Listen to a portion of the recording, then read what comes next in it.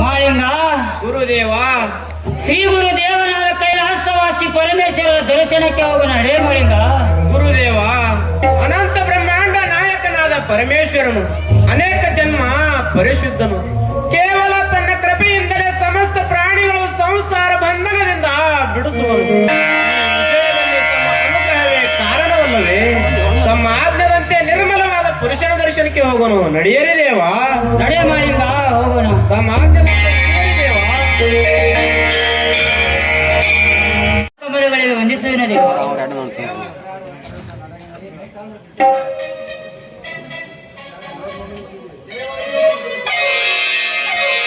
ಜಯವಾಗಲಿ ಶಿವಸಿದ್ಧ ವೀರೇಶ.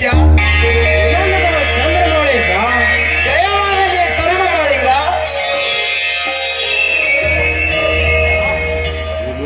ದೇವಾದಿ